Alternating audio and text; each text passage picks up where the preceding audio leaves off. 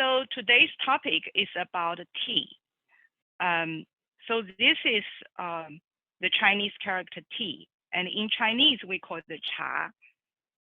So all of us, like you're here, probably you are interested in tea, but you may not realize actually black tea and green tea, they are very different from each other.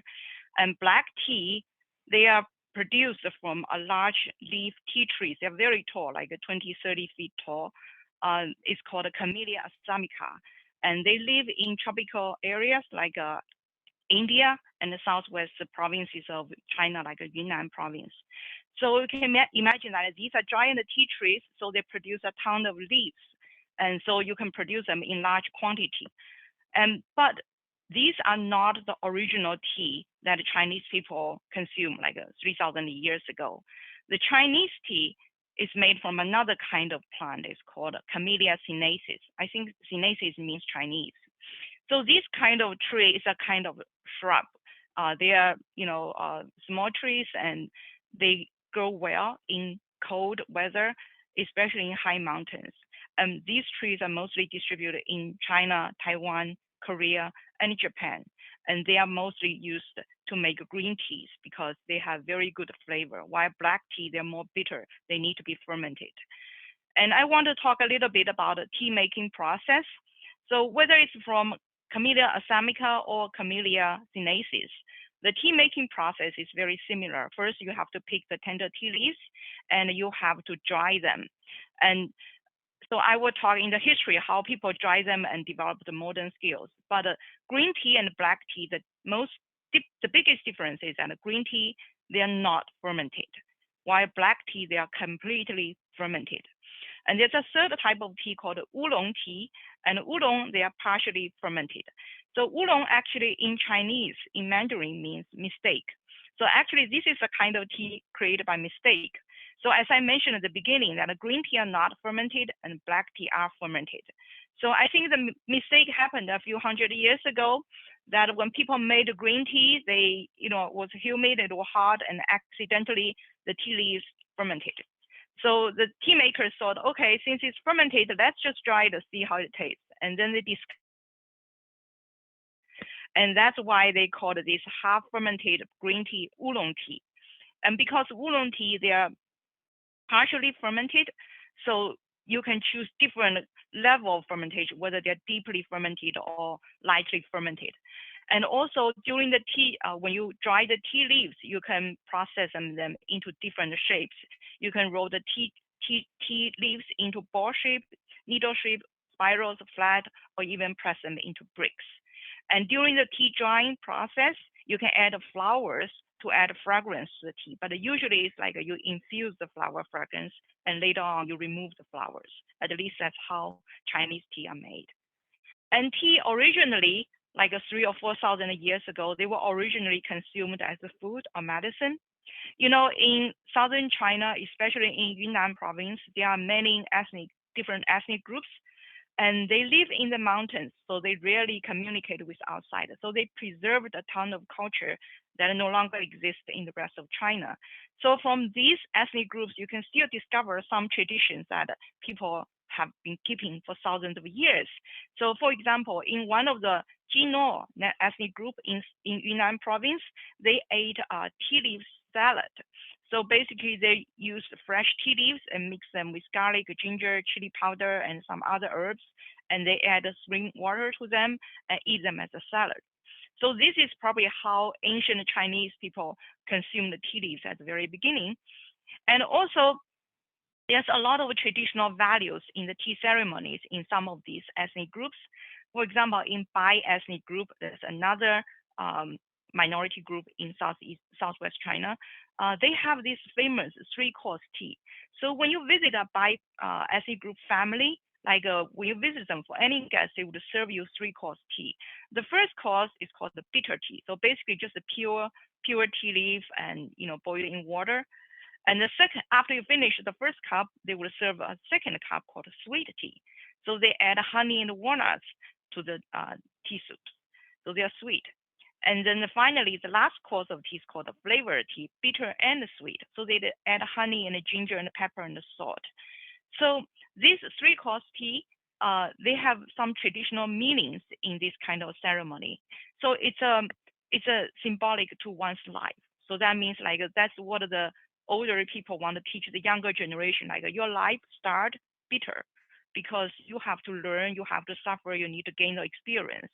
And then after you suffer, after you went through all these hardships, you're going to enjoy the sweet moment. That's a sweet tea time. And by the time you die, you're going to think about all these memories you had in your lifetime. You have a mixed feeling. So that's what we call flavored tea, bitter and sweet. So I think that's very interesting that, in this tea ceremony, there's so much tradition and so much value that people pass down from generation to generation. And now I want to talk about the history of tea. Like when did Chinese people started to have tea? I think the very old record about tea started about 4,000 years ago, when the Chinese medicine first doctor Shen Nong wrote this book called The Classics of Herbs in Chinese Medicine. So Shen Nong was a legendary man who lived 4,000 years ago. So he sampled over like 365 kinds of plants that we encounter daily, and then he documented the characters of plants and what kind of function they can perform to one's body. And you can imagine, since he sampled so many different kind of herbs, he got poison from time to time, and that's why he invented tea to recover from food poison. So you can imagine like tea has some medical use in the ancient time. Before 200 BC, the earliest recipe of tea is called flavored tea soup or tea porridge. So people use fresh tea leaves, they add cinnamon and ginger to them, and they boil the tea soup and they eat the tea leaves and drink the soup. So after 200 BC, people realized that you can actually transport the tea if you dry them, if you compress them and dry them into tea bricks. So that's when green tea bricks were created, so that they can transport this tea to other provinces, like to northern China and to Mongolians and to Tibetans. But still at that time, since people just simply dry and press the tea together, the tea leaves taste pretty grassy and bitter. That's probably why people regarded them as medicine instead of a very fun drink they can enjoy every day. I would say like the transition point came during the Tang Dynasty. That was when I would say Tang Dynasty between 7th and 10th century was the pinnacle of the Chinese civilization. That was when Chinese people, they became very creative. They started to explore new ways to live, started explore new recipe. So an important discovery in early Tang Dynasty was that people discovered you can steam tea leaves and squeeze out the juice to reduce the bitter taste. And then people start to enjoy the tea drink. So that was when tea was regarded as a drink instead of medicine. At that time, people still preserve tea as tea breaks. And then they would, when they need to consume tea, they would bake the tea bricks. And actually, these pictures are like, how people, the utensils people use in Tang Dynasty to make tea. So basically, you have to first bake the tea and make them crispy, and then you grind them into powders, and then you boil them, and then you serve them as tea soup, divided into teacups. And people still added ginger and salt to improve the flavor. And the Tang Dynasty, the favorite tea sets were made from metal, so they liked metal teacups. And in mid-Tang Dynasty, the 9th century was when tea tree seeds were taken to Japan. And that was how Japanese started to consume tea in the Tang Dynasty. And at that time, Japanese sent many scholars to China to study. So they brought tea culture to Japan. And then after the Tang Dynasty, people entered another dynasty called Song Dynasty. China had different dynasties. So basically, every dynasty was ruled by a different house. So the emperor, the royal house, they actually lead the culture of the whole country. So like in Song Dynasty, the emperors of Song, they really loved the tea culture. So they became, and also they loved the luxurious life. They really enjoyed life. They enjoyed performing arts. They wanted to have fun. So at that time, they had more discovery, more experiments of tea. They found like not only you can steam them and you can dry them and to further remove the bitterness. And they also became very fascinated by making very fancy shaped brick tea. So the most famous was called a dragon phoenix brick tea that the royal families demand every year from the tea makers.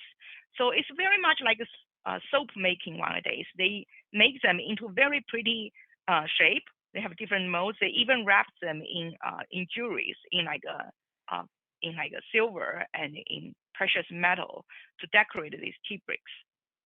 And that was also when Chinese tea ceremonies reached the pinnacle.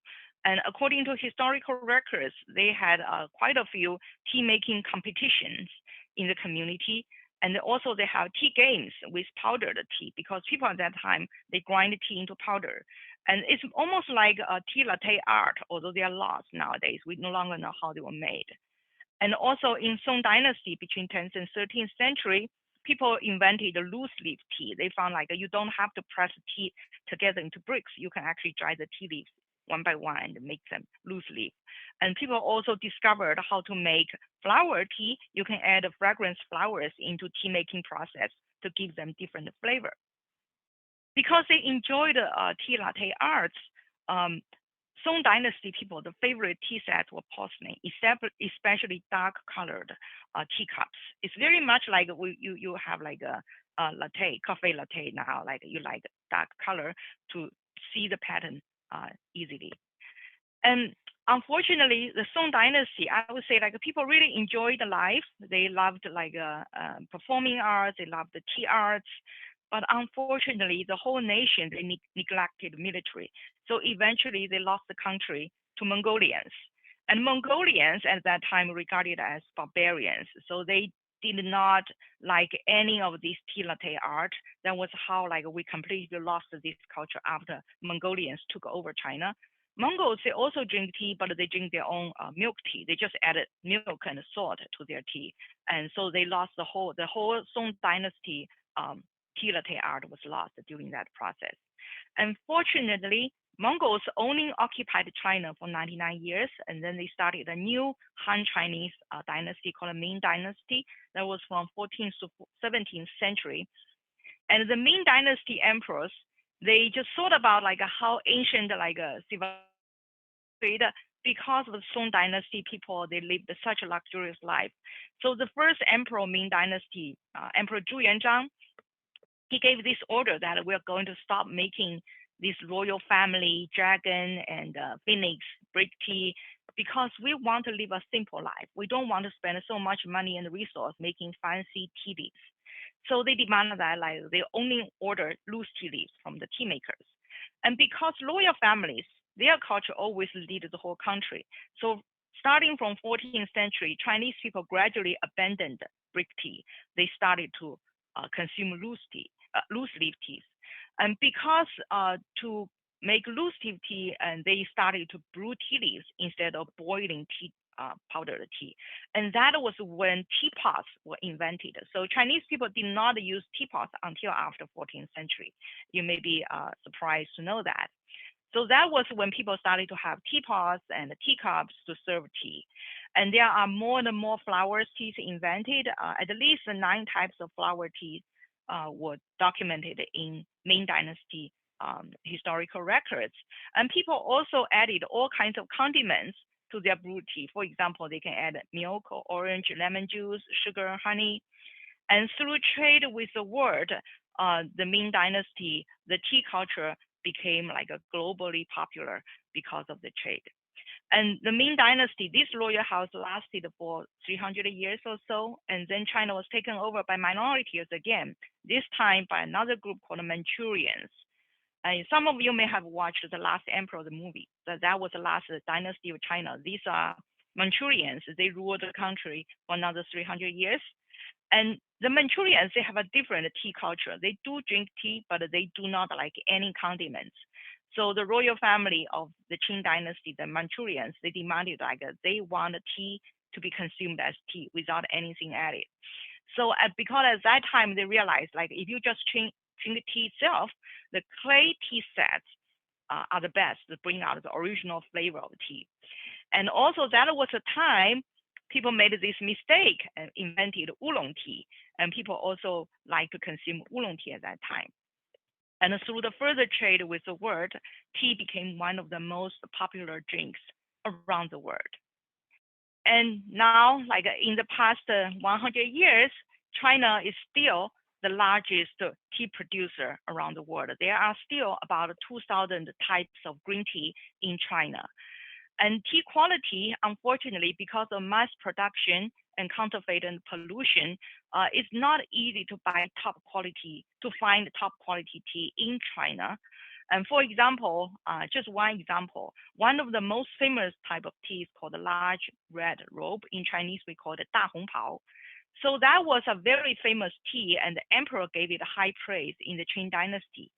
But originally, there were only 6 tea trees in Wuyi Mountain in Fujian province. That's like across the ocean to Taiwan. And because the tea making, like the tea leaves flavor, has a lot to do with the environment. So if you move the plant, you grow them elsewhere in China, because the dirt is different, the air is different, the humidity is different, they taste greatly different. So you can imagine there are only 6 trees that produce large red grove. They should have been very, very expensive in China. However, because people have been like grafting these tea trees and planted them all over China. So nowadays, in any Chinese supermarket, you can buy large red groves tea, but they are no longer the original rock oolong tea that the Qing Dynasty emperor highly praised, although they still have the name. So it's very hard to tell which one is the best. However, I was surprised to find out like tea in Taiwan, they are the best quality I have ever found. And Taiwan, they have it's a perfect island for tea trees, because tea trees, they favor high altitude, they favor humid weather, and so Taiwan is a perfect location to grow tea trees. And before the communists took over China, quite a few tea masters from Fujian province, they traveled to Taiwan, and they continue to develop tea making in Taiwan. So, but unfortunately, in China, because of the Cultural Revolution, the government killed many tea masters. So, the whole tea making process in China, they were passed down by families. So when we talk about 2,000 type of tea, there are probably around 2,000 families making different kind of tea, and they pass down the skill from generation to generation. So if a certain family was persecuted during the Cultural Revolution, the tea masters died. That means like you can never have this kind of tea in China anymore. But some of them escaped to Taiwan, so you can still have this tea in Taiwan. And Taiwan also actively developed their tea making process, and they have their local tea making, local type of tea. And one thing really interesting I want to share with you is like Taiwanese, they discovered this kind of bug. They can bite tea leaves, and after they bite the tea leaves start to wither. But it stimulated a biological process of these tea leaves to produce a kind of fragrance that smells and tastes like honey. So Taiwan is famous for their Oriental Beauty Oolong, honey fragrance, black tea, and high mountain oolong tea. And this honey fragrance actually came from these bug bite tea leaves. That's why they are very expensive. And they tasted like honey tea, but it was not honey. It was the tea leaf itself producing this honey flavor after they were invaded by this bug bite. The chemical and the biological process produced that flavor. So that's really interesting. And Taiwanese, they also develop cold brew tea. So you don't have to brew tea in hot water. You can brew tea in cold water for 6 hours, or in ice water for 24 hours. Cold brew tea, they are less bitter.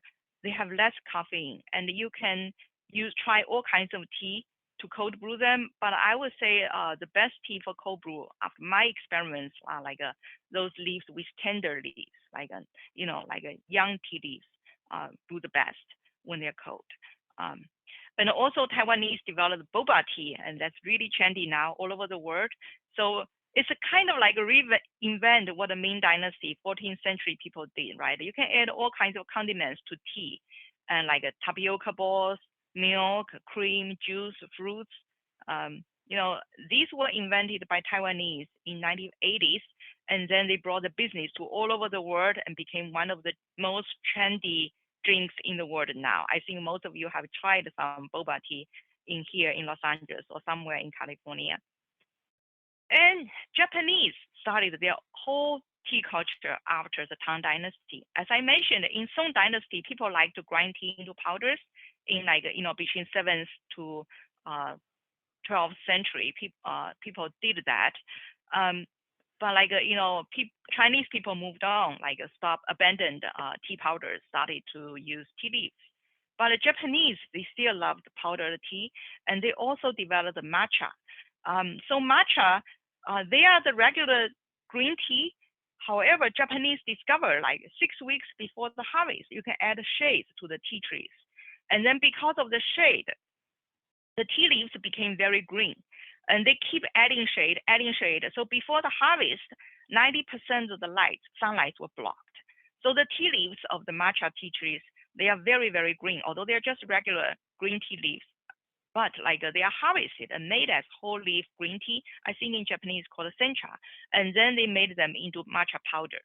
And Japanese developed a whole set of tea ceremony, and it's a really like a fancy, amazing arts in Japan. That's a very important part of Japanese culture now. And tea in many countries, they have very different traditions. Like Chinese, we still drink loosely hot tea. In Taiwanese, they favor cold brew tea. Hong Kong, they have their herb tea, and they add herb to them during the summer to cool your body down. And Japanese, they have matcha, genmatcha. Genmatcha, I think, is like they added rice, fried rice into their tea to create a very special flavor. And Mongols, they add milk to them. They're famous for their milk tea. And Tibetans, they add butter and yak milk to their tea. Basically, that's their daily, you know, daily meal. I would say that's how they got all their like fiber and vitamins. And Thailand's add their local favorite like condensed milk, anise to make Thai tea. And Indians are famous for their masala chai, right? Moroccans added mint, and Libyans added peanuts to their teas. Libyan peanuts tea were very famous. I'm sure all of you have your favorite tea to try, and you can make it whatever way you like. But I'm going to share what I prefer for Chinese tea. Traditionally, you need good water to make tea. The best water are running water, mountain spring water are the best because of all the minerals and gives the tea very good flavor. If you can access these, you should use purified water. And in Chinese, we say we consume different tea for 4 seasons. In the springtime, the best tea is flower tea. And we usually use porcelain tea sets or glass tea sets to bring out the best display and best flavor for them. And summertime is perfect for green tea because green teas, they cool your body down. And in fall and winter, people started to drink oolong tea and black tea because fermented tea, they are more mild to your stomach and they can heat up your body. And we prefer to use clay tea sets for fermented tea because they can bring out the best flavor of them. And also clay tea sets, traditionally, like people think it's better for the winter time because it will keep your body warm, keep the tea warm. And I want to thank everyone. I think like for coming here to enjoy my tea talk. This is one of my first crafted talk about the Chinese culture. I have a blog publishing some of the contents. It's wenquanview.blogspot.com, and I published some of the contents of this talk in the blog article. And I'm going to stop sharing my slides now, and we can start our discussion. And feel free to write your questions in the chat. You can also open your microphone and directly ask me. So I'm going to stop recording now.